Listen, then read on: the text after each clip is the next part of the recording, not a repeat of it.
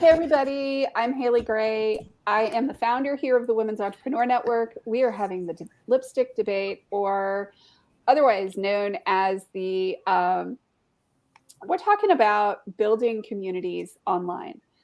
And I wanted to do this chat here today, do this live. Y'all can type in your questions. I want this to be interactive because I'm seeing, as always, like we've been doing this for years, but it seems to be kind of like there's a lot of frustration going on like right now in the online space. People posting and wondering why they're not getting any interaction and are they invisible and all the things.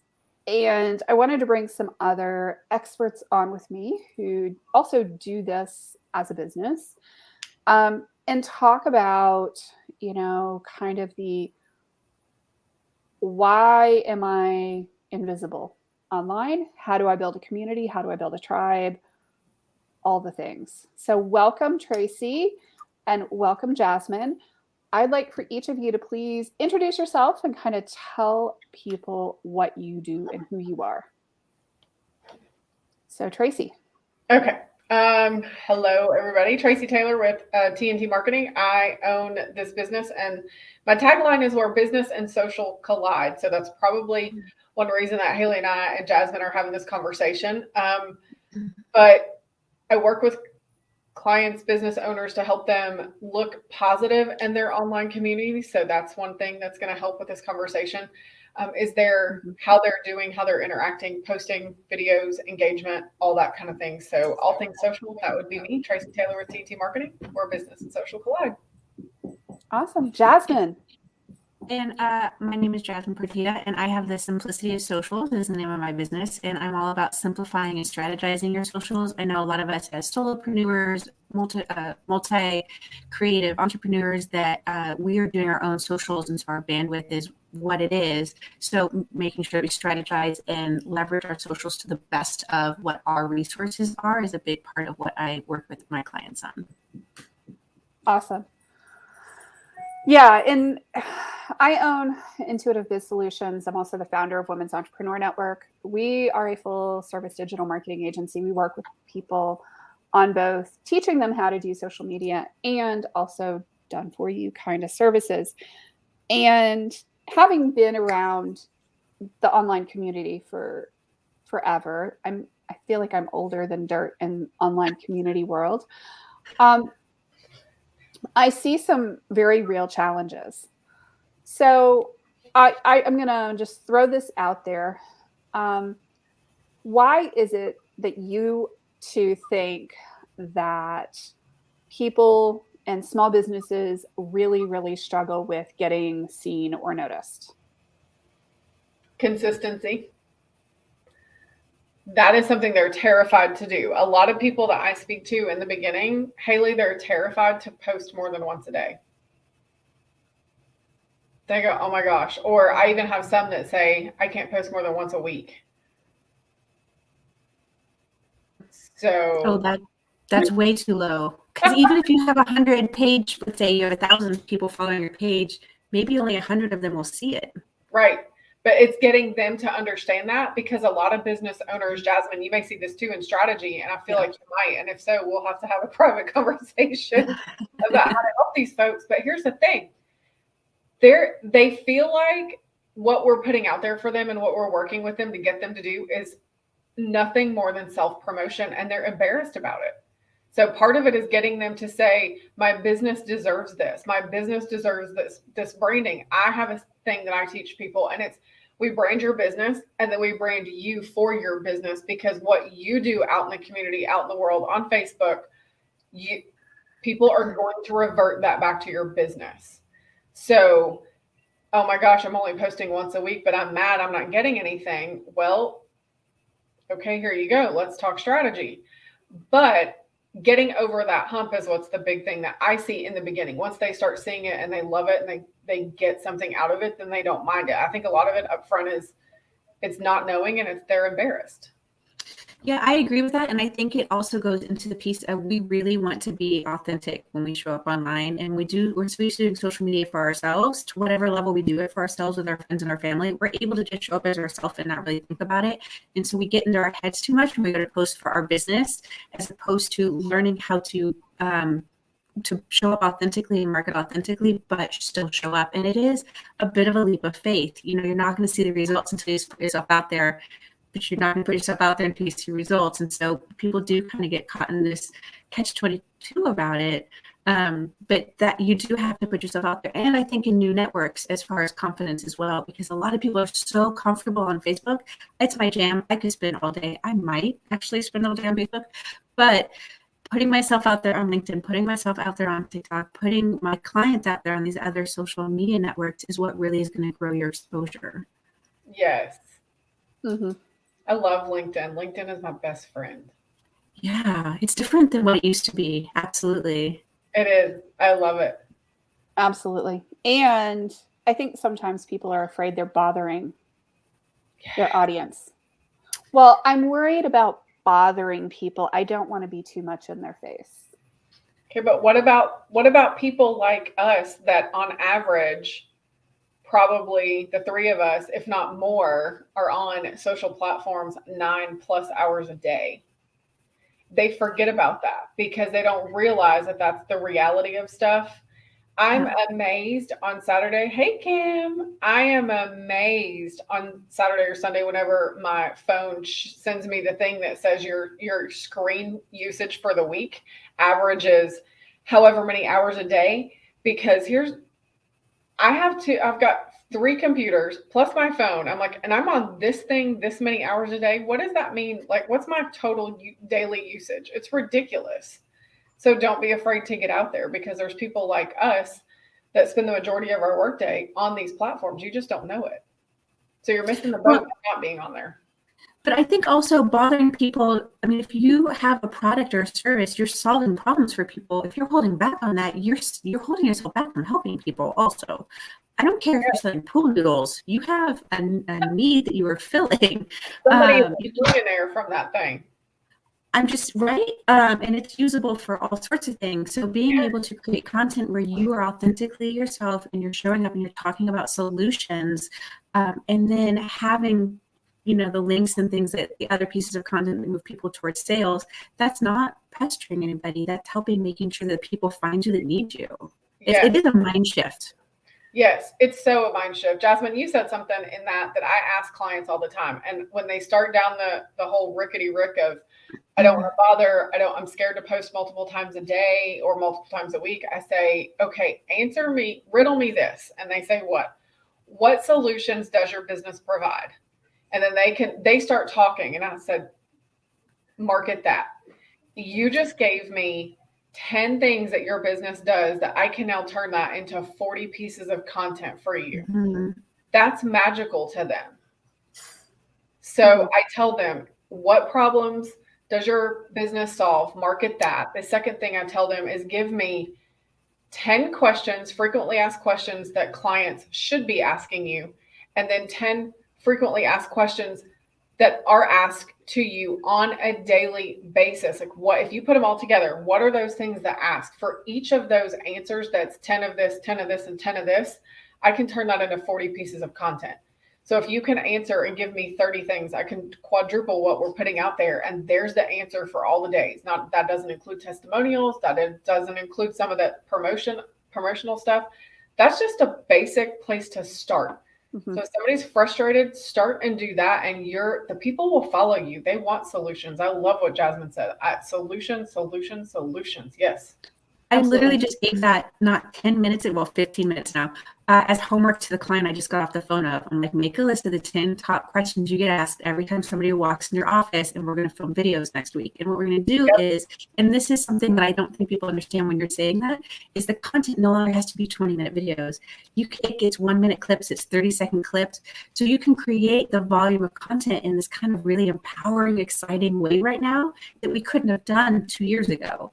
So take advantage of it, make it into the videos like you're talking about, and then turn that into a graphic, turn it into a blog post and reutilize it without feeling like, and people take in content in different ways, right? Like I want to watch videos. I'm not going to read your blog. Congratulations on your blog. I'm not your blog person. But there are people who they read every word of that blog and they're not going to watch your video. So by creating that content in those different forms, it helps you reach different people also. Yes. Yes. Yeah. And I'll either way. I love that you said that. I mean, people are not the same. They do the same thing. And, you know, just because you posted at 9 o'clock in the morning, somebody may not get to look at it and scroll until 6 or 7 o'clock at night. So I tell people one big thing, and it's another tip that I use. Haley's probably heard me say it before. You have to post on social media like people watch the news. They all tune in at a different time. Mm-hmm. So you have to keep in there and be in that algorithm. And that's one way that I explain algorithms to people is people tune into social like they watch the news. Everybody watches at a different time. That's a really great point. I love that. You can borrow it, I promise. Mm-hmm. And a good example. Let's show when. Let's put that into proof. My best time of day to watch the news is 4:30 to 7 a.m. Haley, you're not the same person. What? Well, yeah, but that's okay. But I mean, you know, let's show them like we're three different people. We have three different preferences. Mine is 4:30 to 7. My 10:15. I want those highlight reel the whole day, and I want my weather, and I'm done. Okay. I want 10 p.m. Okay. 10 p.m. to midnight Eastern. So see, I prefer 4:30 to 7 in the morning, and then I always like to click it on somewhere between 5 and 6 just to kind of get the weather highlight because it changes. Like we change babies' diapers like every 30 seconds. So I want to make sure that what I understood in the morning is what I'm going to understand in the afternoon. So I tune in twice, but that's an example. That's 4 times a day that between the three of us that we would be tuning into social. So that's a good live example for these. Yeah, and a lot of people. If you look at those news shows, they have the same content at all of those times. Mm-hmm. Oh, see, Kim is 7 a.m. I read the news. Yes. And she's 7 a.m. Arizona time. Yeah. Or Las Vegas time. You know, so I mean, once you start taking all the time zones into effect and you start taking the fact that Facebook and Instagram and LinkedIn don't necessarily show people your content when you post it. They may decide to show it to them 3 days later. Right. See? How many of y'all have had that? Like I posted something and nobody saw it until 3 days later.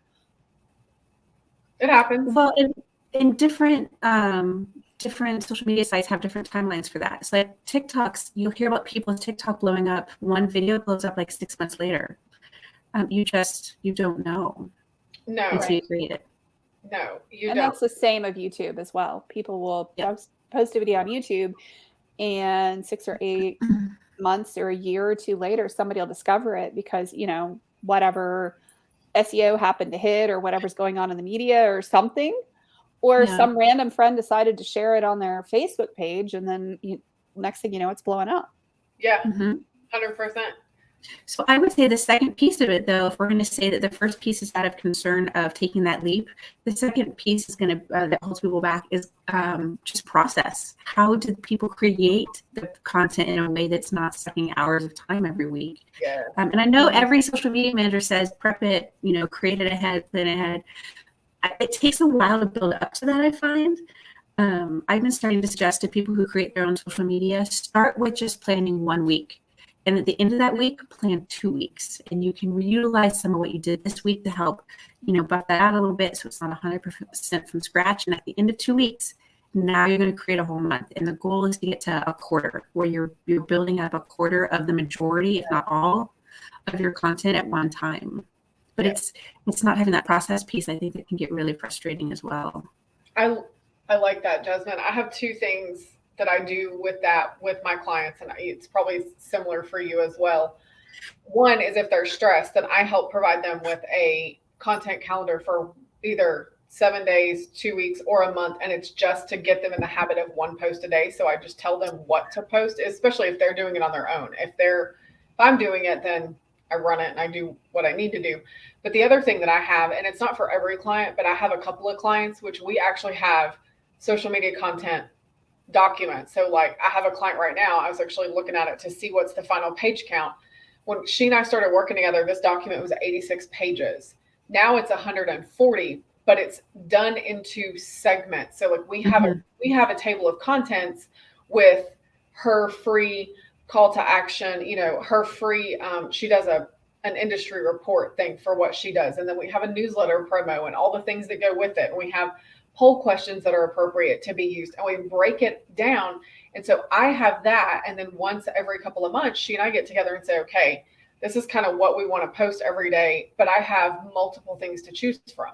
She doesn't have time for it. We have videos, we have long posts, we have, Lord have mercy, she sent me a whole gangbuster of photos that are relevant to her business that she uses, that she's purchased. And so I get to go through and put them all together. And that works for her Facebook page, Facebook profile, her LinkedIn profile, her LinkedIn business page, her group that she's building on Facebook, that's specific for her.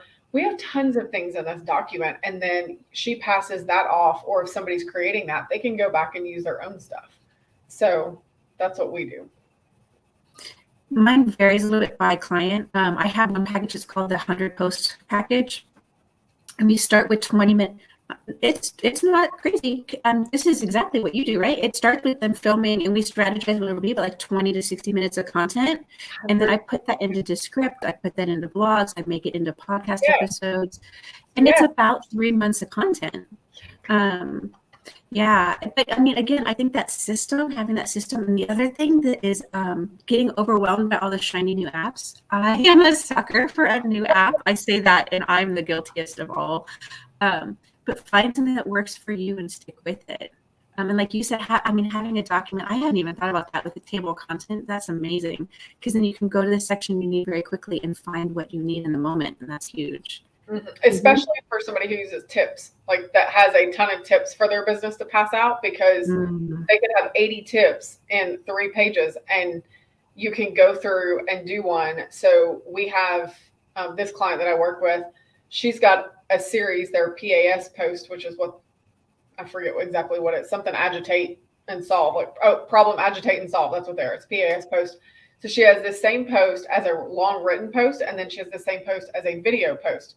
So one week we do a video post, the next week we do a long written post with a picture.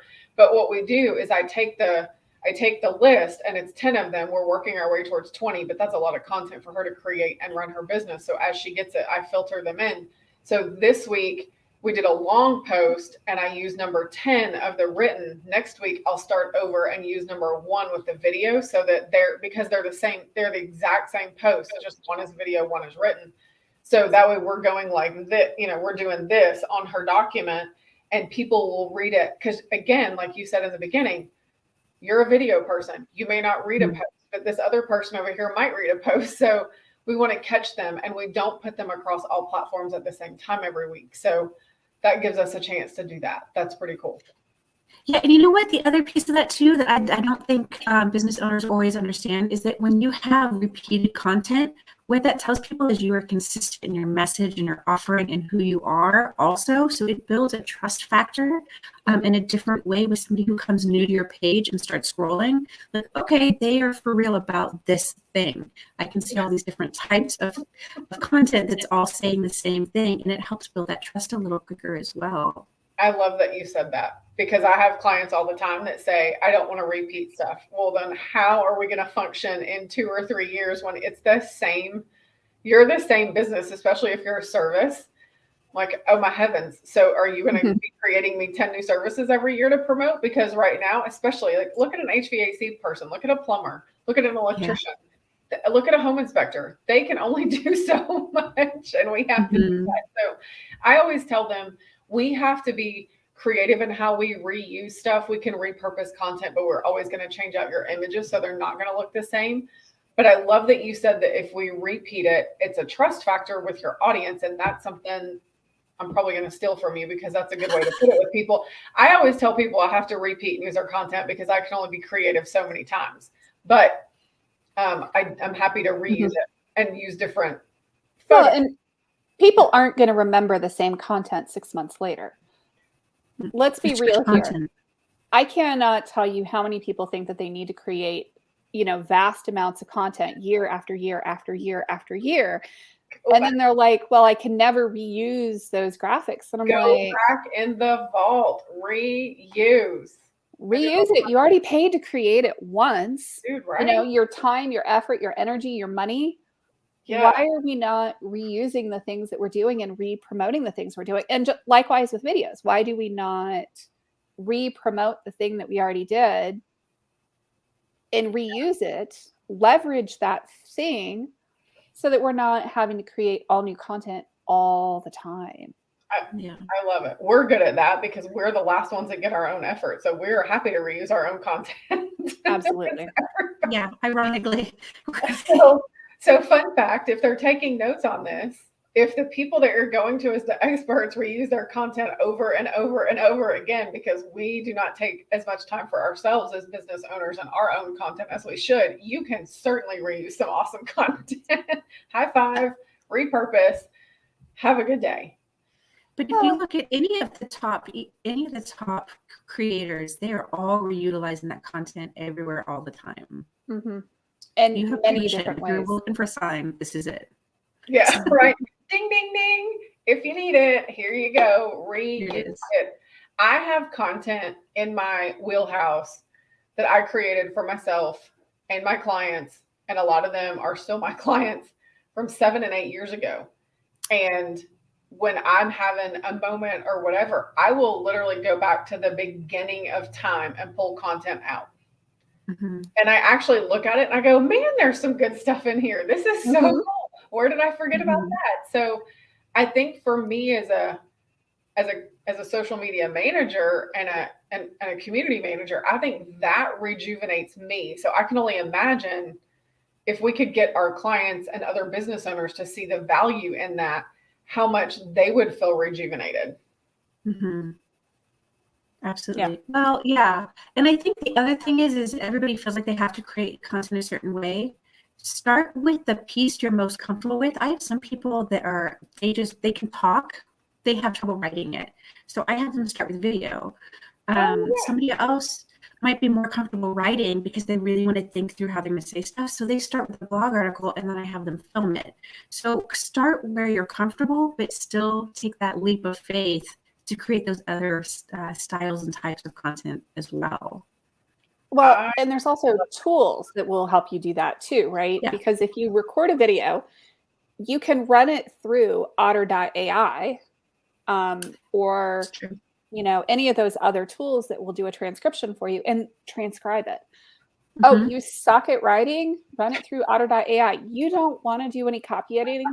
Find a copy editor that will sit there and clean up the grammar on that thing. Even if you just go to Fiverr, it's a great use of using an editor at Fiverr. And then you can pull out the little, pithy snippets out of your recording, out of that transcript. Yeah. And hello, those are social media posts. Yeah, people don't look at that. I had a conversation this morning with a client. We did a strategy call for an hour. She's got some promotions coming up in July. And she created 3 promo emails and we went through them, not quite line by line, but basically paragraph by paragraph. And I said, each of these gives me, I don't know how many snippets to put on social media for you. And she's learning the value in that with me. If you have something like that, then that's what I need. And so we can not only use them in an email, but I said, this is the same for every email that you want to run and do. So if you write it, I can pull out of it and that could give me a month worth of content. So getting them that, it's amazing. We don't need to double the effort. We don't have to do that. Nobody has time for that right now. Life is moving at a faster than a lightning bolt and I'm losing minutes every day, I feel like. So let's A for effort on that one too. So I love it. I think also something that holds people back is the fear of being judged, or maybe they even get trolls. And to be honest, the more exposure you get, it's a percentage. You're going to get more trolls. You're going to get more pushback. You're going to get more negative comments. So I have kind of switched the space now, and I'd like to thank TikTok for this, because on TikTok, it's very common to just block and move on with your life. I block and delete fast now. There's no reason to entertain someone who is unnecessarily attacking something I've done or said, or my clients more specifically, right? It's just not necessary. If it's not a real complaint or issue or conversation, just know that that says more about that person than you, and move on with your life. Right. I love that. And I also like the fact that if you are doing, especially TikTok or Reels, just so everybody knows, or even a live video on Facebook, if your haters come out, A, they're still watching you because they're jealous. So that's funny. And B, high five them. They are increasing your views. High five. And they're commenting on it. I get spammers who will comment on some of my posts, and I might just maybe egg some of them on so I get more comments on the posts. Yes, it's beautiful. I might have been known to troll the trolls. I am that, and that brings up one thing that I had to have this conversation with a client a couple of days ago. And Jasmine is probably going to laugh. I hope you don't fall off your chair when I say this. I think Haley's heard me say it before. People are terrified to get on social because that's also where they get reviews. I want you to have a bad review. Mm-hmm. I want you to. You are not Jesus, and you do not please everybody. So I want you to have a bad review, and I want people to see how you respond to it and what you do and what happens, because that goes a long way. So let the haters troll, high five them for their extra views. Thank you so much, and roll on. So that's the bumper sticker I need. You're not Jesus. I mean, the last one that was trolling on my personal profile, I asked for how many goats he'd be willing to give me. You get some good ones. I'm just going to say. I don't know why he didn't think or take me up on my offer of goats. I mean, seriously. Because he is But so if you're a business owner and you are worried about it, the reality is it's going to happen. So just get all comfy with that. It just is. And then secondarily, it doesn't define you. How you respond to what Tracy's point, how you respond is what defines you.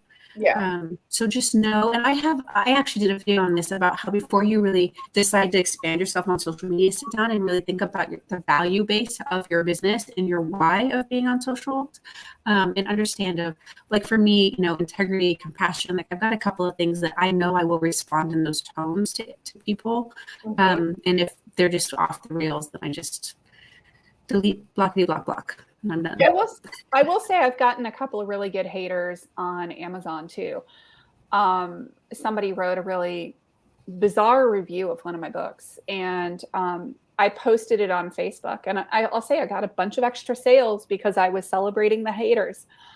When you get those strange haters coming out of the woodwork, and in some ways you've kind of arrived, celebrate them.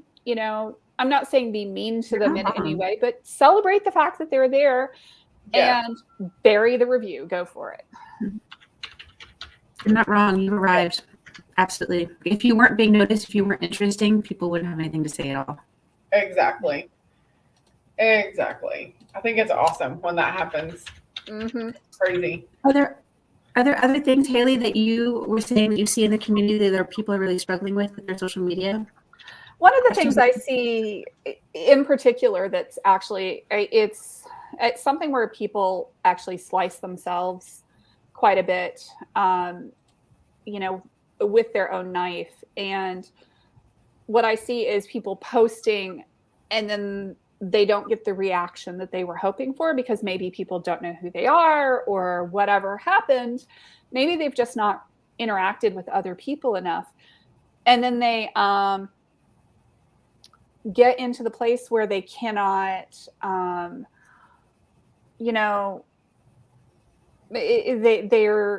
they're complaining and whining about the fact that they haven't gotten any response. So then, your tone of your online voice ends up being in that, well, you didn't get the reaction I was expecting you to. So now you're whining. So now you're this. So now you're that. It's really, really tough. Like they're doing posts complaining about not getting enough traction? They do. And I see it quite a bit where people will be like, well, I'm not getting enough traction. Why am I not getting enough traction? Why is this? Why is that? Why are people not buying? And then the next thing they'll do is they'll post a sales post, but there's no engagement on their part. And it's a multi-factor problem, right? Because you post a promotion post, which because we're humans, we tend to ignore. And then we get into this situation where, okay, so we're ignoring the promo posts. So we never really saw it in the first place. And Facebook being Facebook kind of buries just a straight out like, hey, go buy my stuff with a link to my stuff, because Facebook will throttle it. LinkedIn will throttle it. Every platform throttles it. And then they post the, oh my gosh, well, nobody's buying from me. Woe is me. It's a hard time, blah, blah, blah, blah, blah. Well, then that gets a reaction. Well, that's what everybody is seeing, is the woe is me Eeyore effect. So it ends up being this cycle that they get So into. that, I think that's okay. So I have one client I'm working with on something kind of similar, and it is understanding that your social media is not your sales page. It's not your landing page for purchase. It is people, like, even if I sit down and like look at the brands that I follow, I don't follow any of them because I want them to sell to me.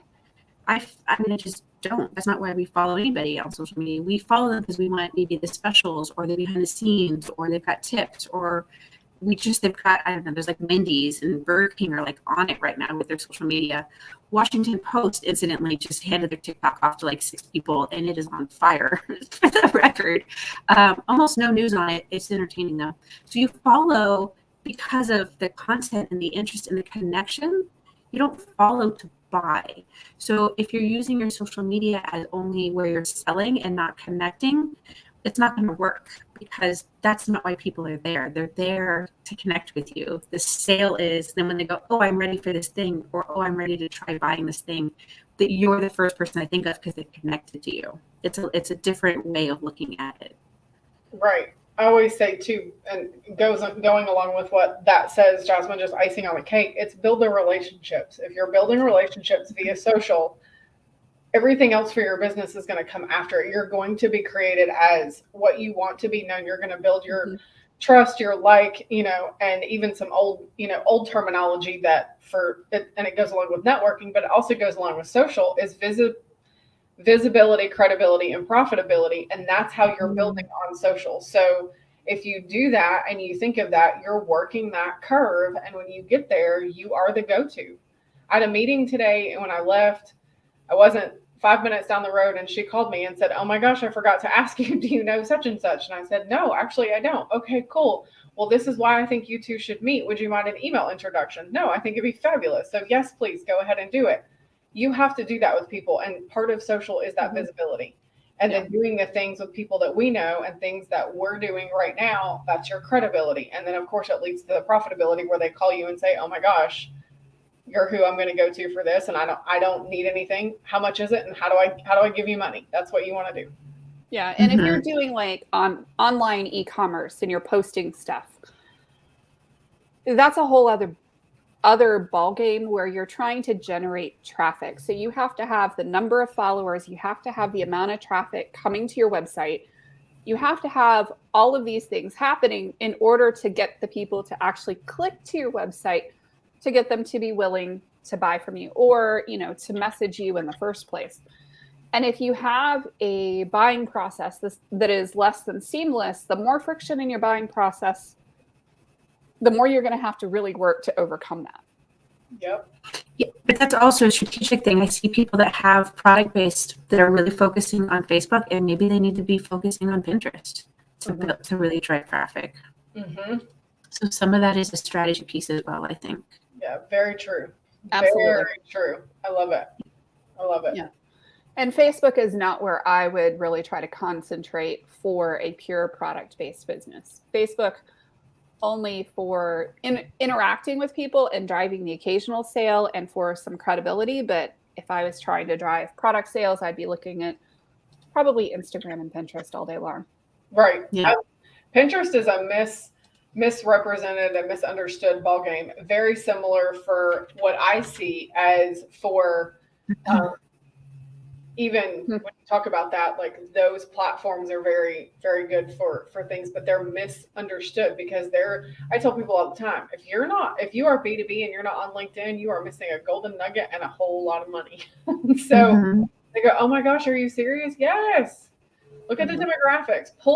If you don't know where you want to be, pull the demographics and do what Jasmine said then. Find the one or two places that you're the most comfortable with and grow from there. And then say, once I'm good on here, or I'm going to give myself 30 days or 60 days, I'm going to go on this next platform. There's a lot to be said for doing that. But if you don't know where you're at, pull the demographics. Or if you don't know how to do that, openly call one of us three.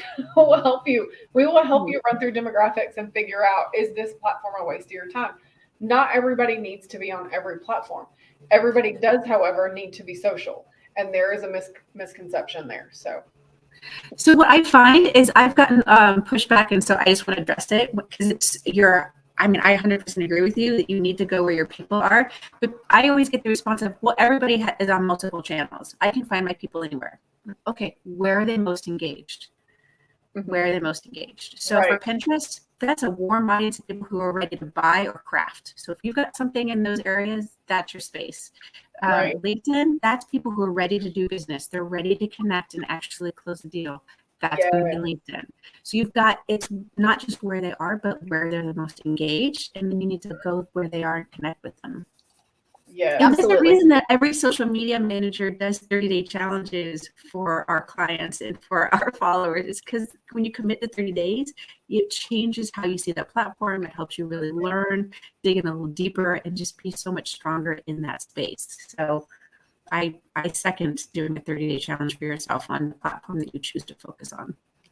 Well, and I think that a lot of times we underestimate some of these other platforms too. We underestimate like the Snapchats or the Twitters or the Pinterests of the world, because I think from a business perspective, we're so accustomed to, say, looking at LinkedIn, or we're so accustomed to looking at Facebook as, the two big ones. Well, yes, and that may not be exactly what your audience is looking for, or what's going to drive sales for you. If you happen to have a certain demographic or a certain target audience,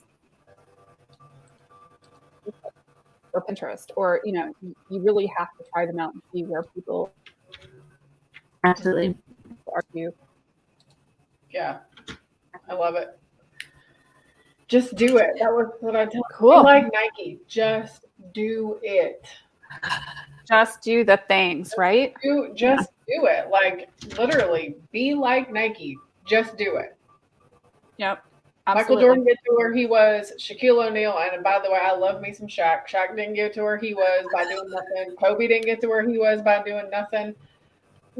Coca-Cola didn't get to where they were. And remember, they sold less than 100 bottles of Coke their first year in business. And now take that 100 bottles of Coke their first year of business umpteen years ago, and we watch all of that, like the Food That Built America channel. So I have weird random facts in my head about food and how it came about. But think about Coca-Cola. Their first year of business, they did not sell 100 bottles. I don't even know if they sold 25. I can't remember. It's some weird numbers and they all jive in my head. But now, if you look at Coca-Cola, they are so branded. They have over 100 attorneys on staff. So heaven help me if you use their Swish, if you use their red, if you use their silver, if you use their lettering and their font. If you even try to copy their recipe, they will come after you. They literally have people just scouring. They are worse than the Google and the interweb spiders that help us with algorithms. That is how big their company has become. So think about those things. They didn't get there by not doing it. They literally just did it. Well, and one of my favorites, actually, there's a show on Netflix about it, and it's the opening of Disneyland. Yeah.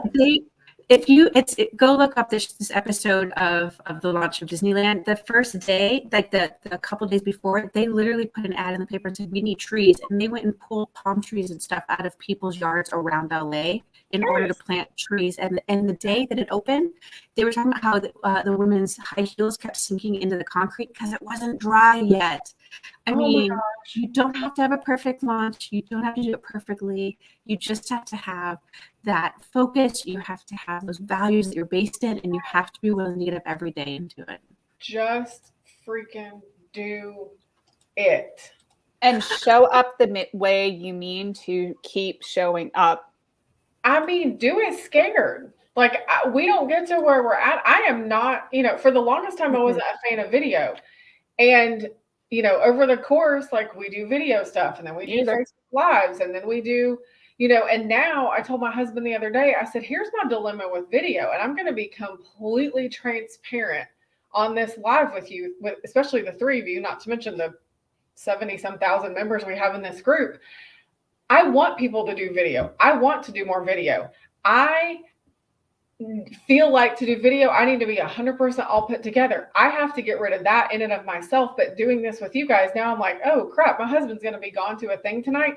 I need to sit at home and make 10 1-minute clips and throw them up in reels and throw them up on Instagram and use them this week. Because guess what? I got up, I did the thing, fixed the hair, have on the dress, like I did all the stuff. So I have no excuse today. I need to do it. So that's what needs to happen. And I need to do it every Friday after B&I. I need to create 10 while I'm ready to go and use them. Like, no, just shut up, Tracy, and do it. And that's fine. So when you see me start popping up in your reels, I'm not doing the dances. Don't even ask. I want the tips to come up there, though, because tips for social, tips for marketing, tips for business, that's what we need to do. Yeah. Do it and have fun with it. You don't have to do all the funny, crazy stuff and dances to get traction on those. A lot of people are having good success with a 1 or 2 minute video that they're speaking, and they're done. Yep. So do it. Just like me. I got to do it today, like now. Oh, okay. Yep, you do. So if people wanted to get in touch with you two, how would they go about finding y'all? I think what we should both do, to be fair, is to, when this is done, go to our post and win and put all of our contact information in our website at the bottom of it. So I can do that in just a minute. I think that's probably good for Jasmine too, then anybody can see us because they're going to do the replay. Yep. Don't forget to get LinkedIn and YouTube and my Facebook page too. Yeah. Well, all my stuff is linked from jasminepartida.com. Awesome. Okay, perfect. Cool. Thank you guys so much for joining us today. Thank you so much. This has been an awesome conversation. Yeah. We need to do this kind of stuff more often. Thank you. Yeah, thanks for having us. Schedule them. We can do one. Well, yeah, absolutely. It's just getting on the schedule, right? I know. It's just one more thing. Anyway. It's just one more thing. Awesome. Y'all take care. Have a great afternoon. Have a good afternoon, guys. Bye. Bye. Bye.